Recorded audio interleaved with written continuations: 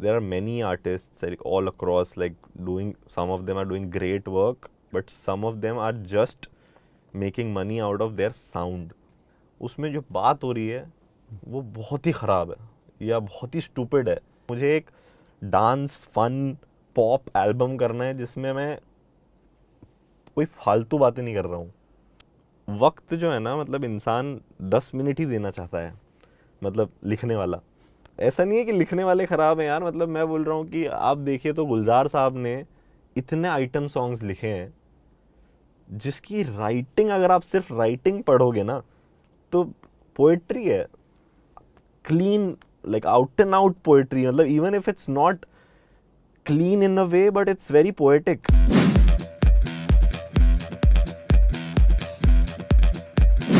Now let's talk about a very fun song that you did recently, Sabun Dil.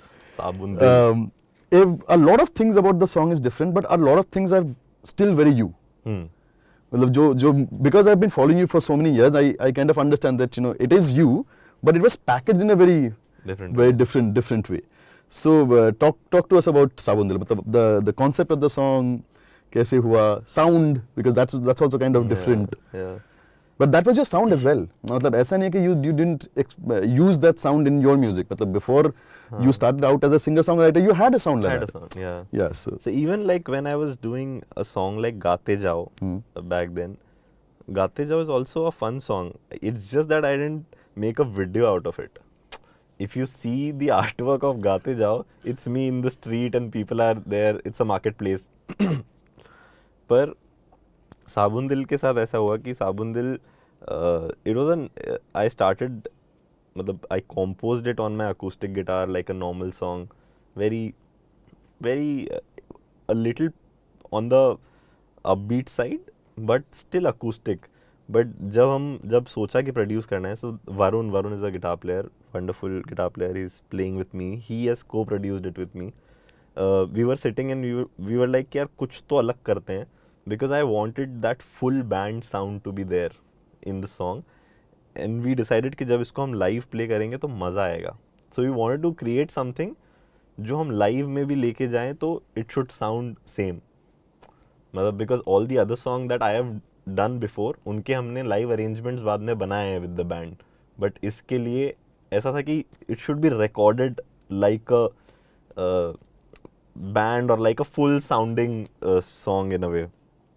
तो I think that was the whole plan. और जो video भी हुआ है, Himanshi is a director, Sanchi did the art direction for it. Like तो हम लोगों ने जयपुर जाके, उधर एक जगह है धुन, वहाँ जाके उसको शूट किया.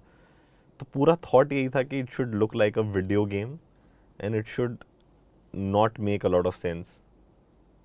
लाइक हमने अपने इंटरप्रिटेशंस थे कि ये इसलिए हो रहा है, ये इसलिए हो रहा है, बट वो ऐसा होना चाहिए कि बस लोग देख रहे हैं कि कुछ तो फ़नी हो रहा है, और लोग इसलिए भी देख सकते हैं कि कुछ फ़नी हो रहा है. कोई ढूंढना चाहे तो वो ढूंढ भी सकता है, इंटरप्रिटेशंस हैं और उसमें चीज़ें भी हैं. But at the same time जो उसका आप बोल रहे हो ना कि कोर, क्योंकि writing,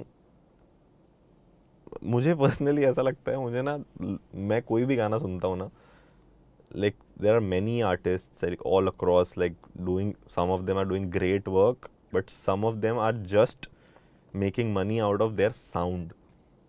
So this is the new cool sound.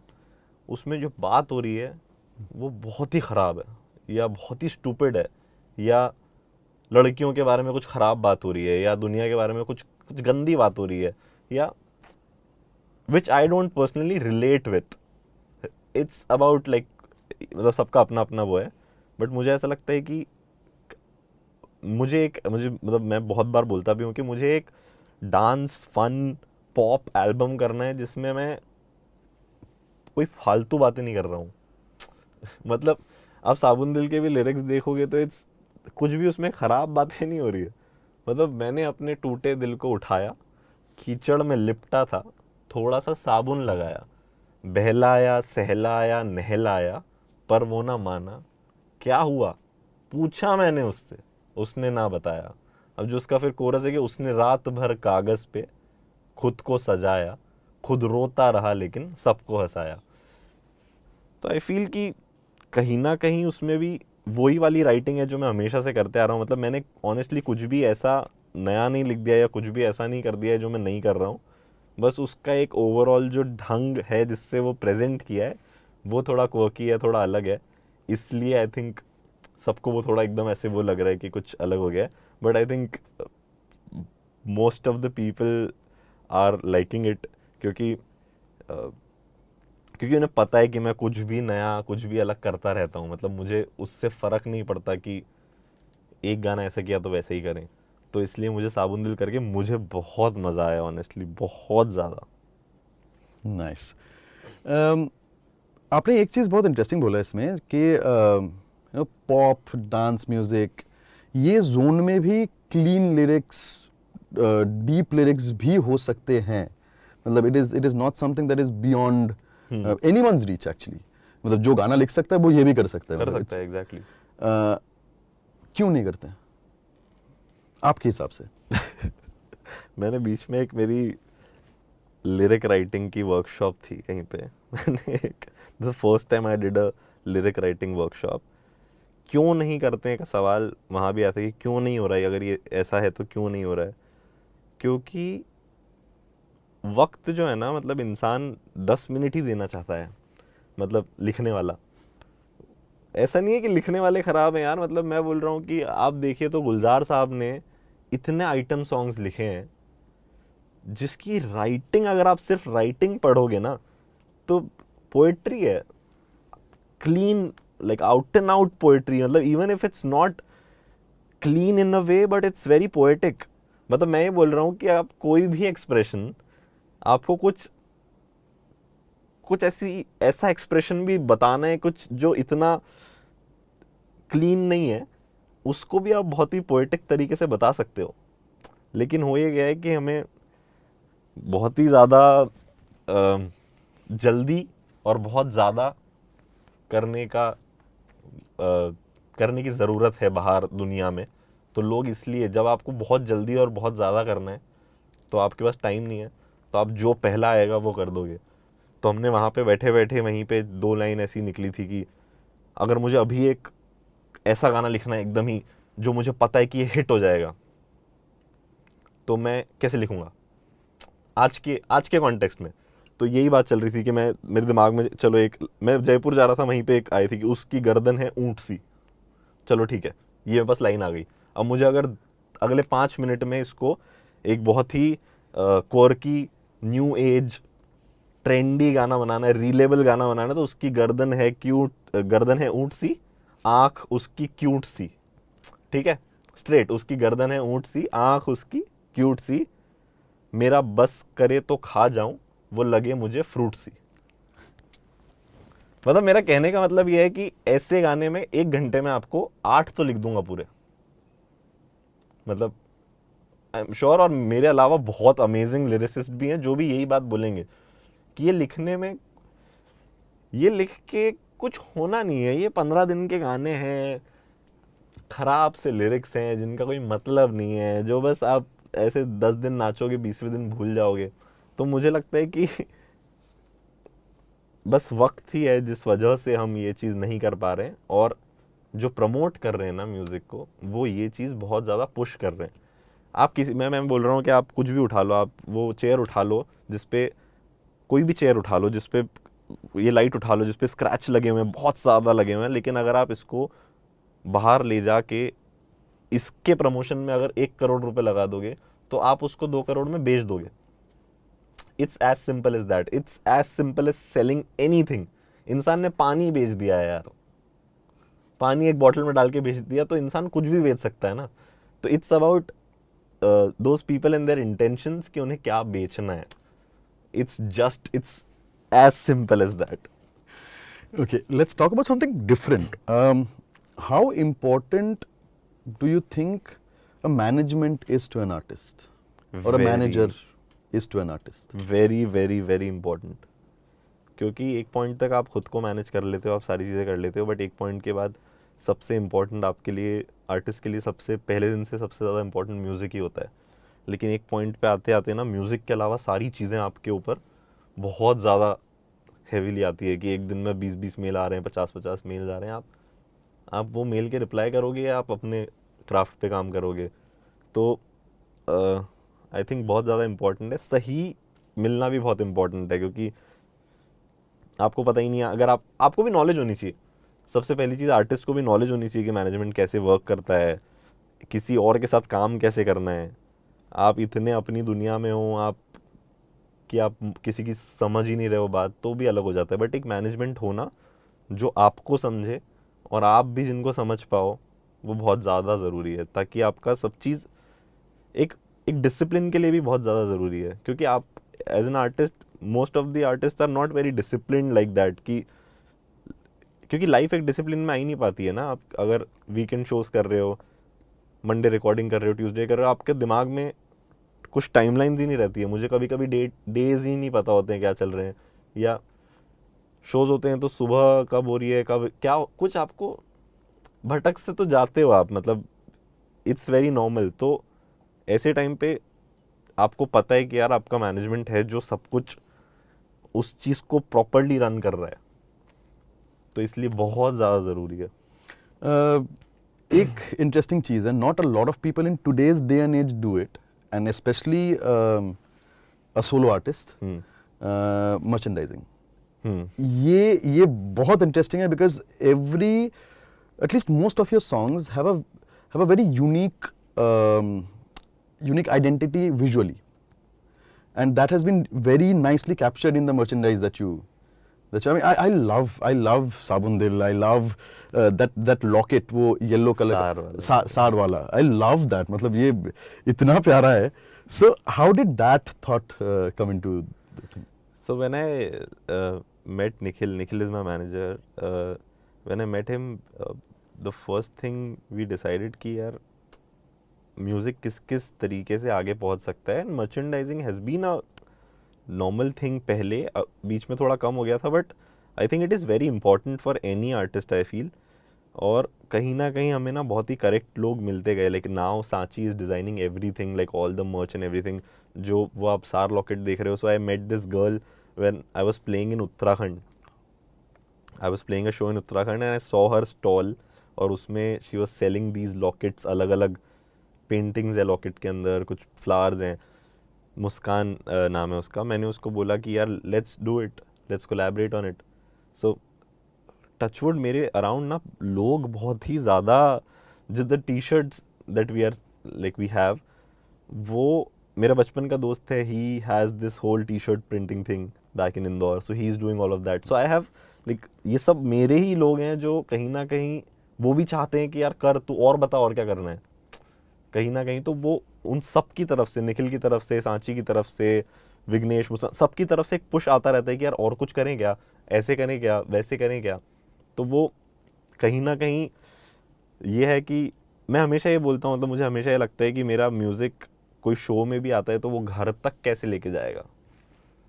तो हम लोग जैसे सनफ्लावर्स जो होते हैं, सनफ्लावर्स हमारे हर शो में होते हैं, तो we give away like 30, 40, 50 sunflowers to people.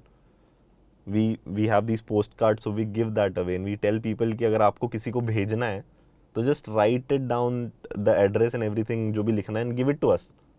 We'll send the postcard from you, like from your side. तो we do these little things. मुझे लगता है इनसे बहुत impact create होता है, क्योंकि इंसान वो शो या वो म्यूजिक हर चीज़ घर तक लेके जाता है. Right. This actually gets me to a very interesting thing that जो आप ये जो बोल रहे हो, this is basically building a community. Yeah. Right. How important do you think that is in today's day and age, considering the fact that everyone has a phone, everyone has an opinion, and everyone has the know-how to put that opinion in the public domain. So how important do you think community building is, especially for independent artists? I think it's very important, because only independent artists can build community. That is also something I feel. If you are a community, मतलब जो actually आपको response दे रही है on a larger scale, when the artist is huge in terms of numbers, it sometimes I think becomes very difficult for that artist to, you know, cater people on a personal level.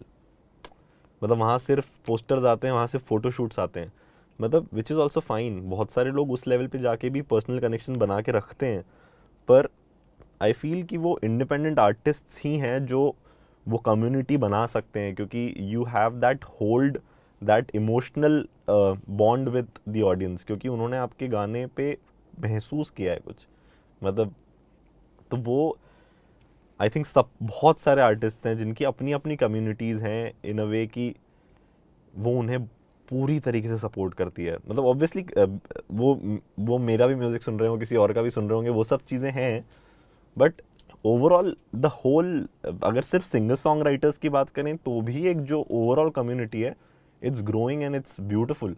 मतलब everybody is supporting everybody. जो artist हैं आपस में भी, like all of us, I mean I keep meeting most of them and they, like all of us have that same kind of a core. सबका तो ठीक है, तो बहुत सारे लोगों का कोर बहुत ही अच्छा है कि उन्हें पता है कि वो उनकी ऑडियंस के लिए कितने प्योर और रियल रहना चाहते हैं। Now, थोड़ा सा business question. See, India, we know that, you know, for artists, be it independent, be it label backed, it's live shows. मतलब, as your source of earning and keeping your goal of making more music alive. But you have been a streaming success pehle. I mean, in terms of the fact that we have seen your numbers begin to rise, and then you have had your band, because again, you know, your music as a recorded form is different from what we hear on stage. So that kind of obviously took a few, I mean, years to basically build that thing. So what is the percentage? Let's not talk about numbers, but percentage wise, I mean, does streaming support you to make more music at this point of time? Yes, it does. I think it keeps my bill running. It keeps my house running in a way. For me, it's, I mean, I don't know where to, like, how to draw a comparison, honestly. That's the whole point, because I don't know कि किसी और के साथ क्या हो रहा है, and I've never thought of getting into someone, like to reach out to someone and ask that person कि यार how are you earning or things like that. So not because like I'm privileged enough or something that मेरे पास तो घर का पैसा है, ऐसा कुछ नहीं है, but मतलब कहने की बात ये है कि जो कुछ भी आता है, honestly I put that back into the music. मतलब that's what I've been doing. Right. I mean, to be very honest, I mean, I interact with a lot of independent musicians, and obviously आपको भी पता है कि as an artist you are at different stages, you know, in your career. Now, if someone is just starting off, for that person he has to put in something for the next song to come out in some way or the other. The fact that, you know, you are being able to get that money off your music from the streaming is obviously says volume about, you know, that the fact that you have had that journey. Yeah. You have had that, because you have seen nothing coming in. You've seen there's nothing. Practic, and very very recently as well. I mean, like 2-3 years ago. 3 years back. Yeah. So from there to right now, you have built that organically as well. Organically. I mean, that's the biggest biggest question. Okay, now top 3 indie artists that you are listening to currently. Top 3 indie artists. I mean, top matlab 3 artists that you're listening to. I mean, let's not say top. हाँ.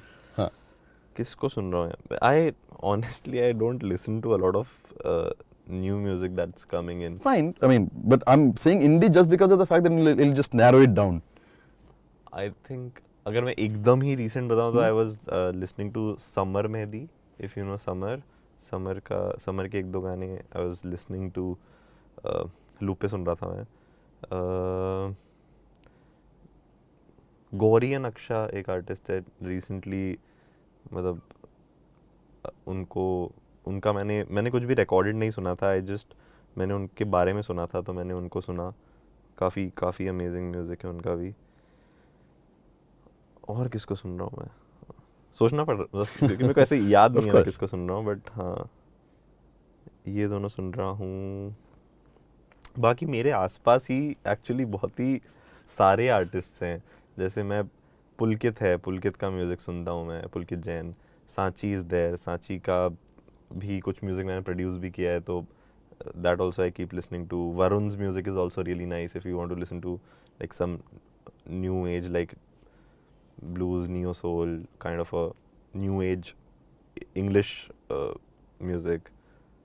Yeah, I think all of these guys, but mostly, you know, my music, like the music that I consume, this is not the music that I consume a lot. This is what I hear because ये लोग सब मेरे पहचान के लोग हैं कहीं ना कहीं, या I love them in general because I have seen them playing or I have like known them for a while. But the music that I listen to is more towards the ghazal side of things, or like proper like instrumental Indian classical, or like something like old school blues, or old like proper rock, Audio Slave or something of that sort. So बहुत ही फैला हुआ है वो तो मैं कभी भी एकदम ऐसे किसी एक उस पे न्यू एज ऐसे बहुत कम होता है मेरा तो। अब वो भी अगर अभी जो स्पॉटिफाई का रैप्ड या वो सब चीज़ें भी देखोगे तो आप बोलोगे ये तो क्या रैंडम है। मतलब आप वर्ल्ड म्यूज़िक की भी बात कर रहे थे बाहर, तो तिनारी वन एक आर्टिस्ट है, तिनारी वन सबसे ज़्यादा शायद मैंने उनको सुना होगा, तिनारी वन, क्योंकि मुझे नहीं पता वो क्या बात कर रहे हैं मुझे बस अच्छा लगता है तिनारी वन। या मतलब बहुत सारे ऐसे आर्टिस्ट हैं जो मैं रैंडमली सुनता रहता हूँ। Nice. But I mean, your music, you have mentioned a number of times that, you know, Jagjit Singh ji is one of your role models in terms of the writing and, you know, the simplicity that the song has, and that is there on your playlist for sure. I mean, Yeah, Jagjit of Singh, course, for of sure. course. I mean, He is like वो downloaded में है। He is not on the any playlist or anything. He's like most of the stuff that I mean incredible stuff. वो सब कुछ, I think the best part about him is he chose the correct writings and he composed, like his voice, like everything is great, but जो मतलब कहीं मैं देख रहा था या कुछ पढ़ रहा था, वो मैगजीन्स में जब गज़ल्स आती थी लिखी हुई आती थी तो वो उनको उसमें पढ़ के उसको कंपोज कर दिया करते थे, रिकॉर्ड कर दिया करते थे, और जिस राइटर ने लिखी है उस शायर का चेक रखा होता था। फिर वो कहीं से ढूंढते हुए आता था कि आपने तो मेरी गज़ल बना ली, मतलब मेरी गज़ल को कंपोज करके रिकॉर्ड कर दी, तो वो बोलता था आपका चेक रखा हुआ है ले लो।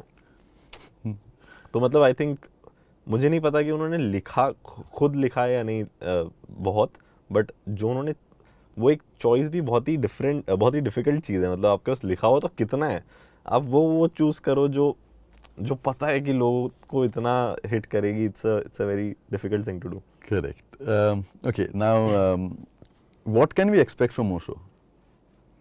एनीथिंग एंड एवरीथिंग मतलब